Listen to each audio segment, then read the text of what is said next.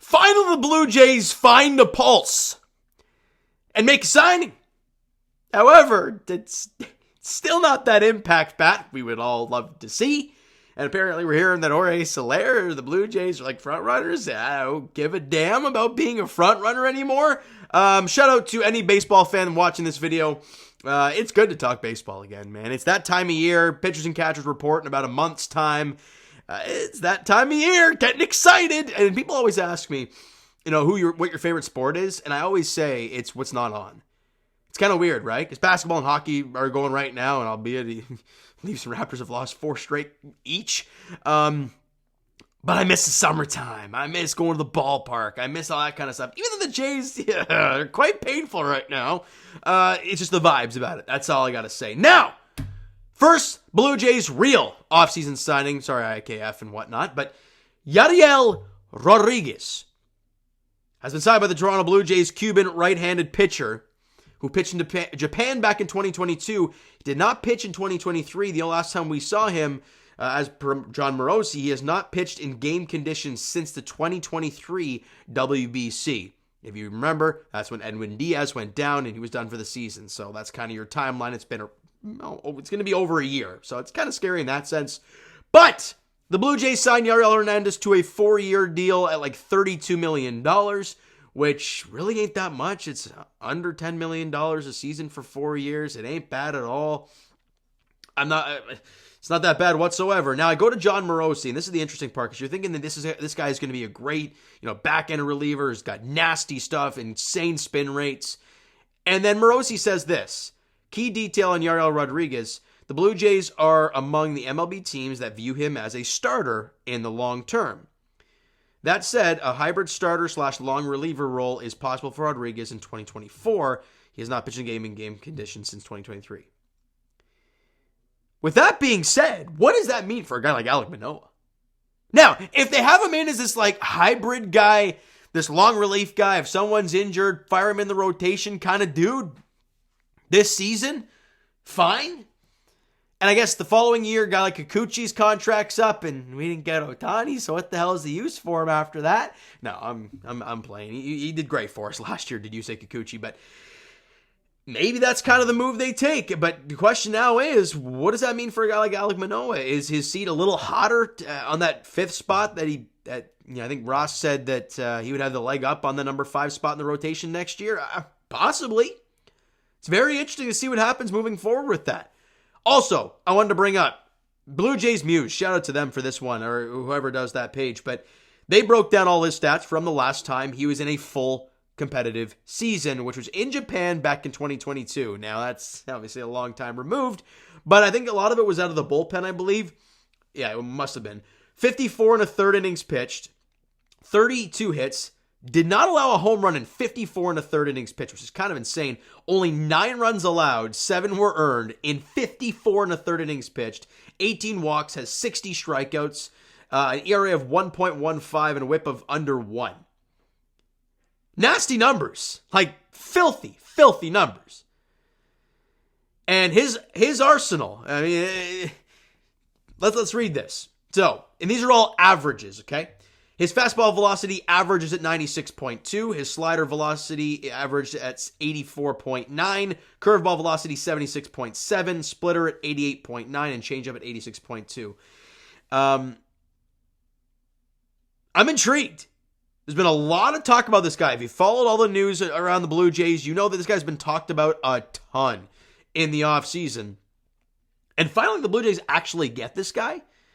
And I'm very intrigued to see what he's going to bring. I presume he'll be ready for spring training.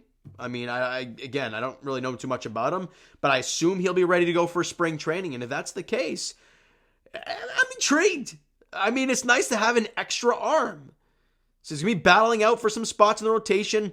I read on Twitter, I don't know if it was by a creditable source and whatnot, but that the plan is to start him out in AAA as a starter and kind of go from there. We'll see, but it's a nice depth arm for this team. A nice, I don't know, depending on how the seasons are going, I guess, could be a 4 or 5 starter this year, or could be that long relief, kind of Bowden Francis role.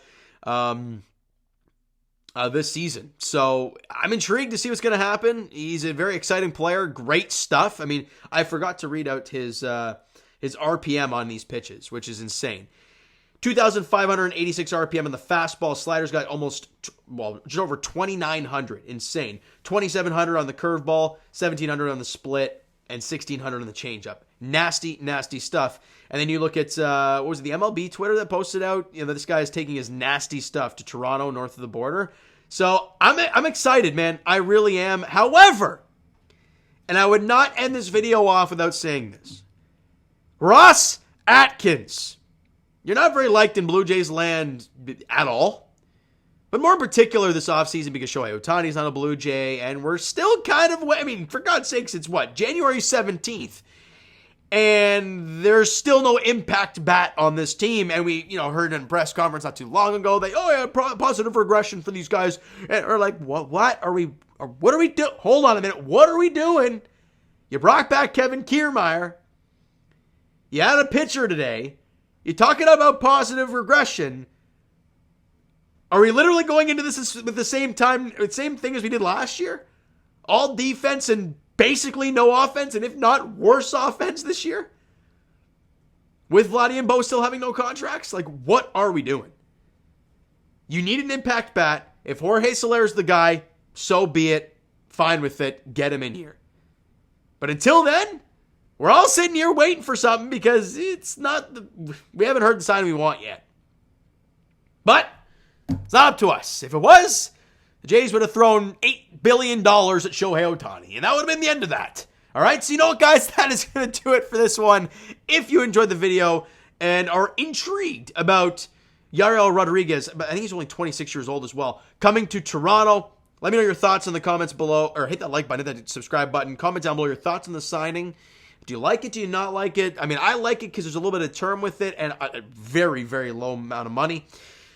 I want to hear your thoughts. Let me know. I'm very intrigued about this player, and I can't wait to watch him in spring training and throughout the season until it, hopefully doesn't hit a rough patch right at the beginning of the year. We're like, oh, this is the guy we signed for 4 years. Fantastic.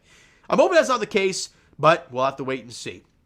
Comment down below your thoughts on the signing, all that great stuff. Also, your thoughts on the possible impact bat that we've been waiting for. I don't know. We're still waiting. But your thoughts on that situation, whether it's going to come via trade, whether you think it's going to come via, like a Jorge Soler or Jock Peterson or guys like that. I think Jock Peterson, God, I'd rather not. Rather Soler, but we'll see. And yeah, so Twitter, Discord, Instagram, TikTok, guys, all that stuff is down below. So follow up there if you've not done so already. And I will talk to you guys Raptors edition later tonight as they are in action against the Heat. 7:30 tip-off there in about just under an hour's time. And as for the Leafs, they're back in action tomorrow night as they are in Calgary taking on the Flames. 9 o'clock puck drop there. We'll see how that goes. And as for the Toronto Blue Jays and baseball in general, I'm going to let you guys know now. And God forbid there's no signings until then. But spring training, my plan is to do what I usually do.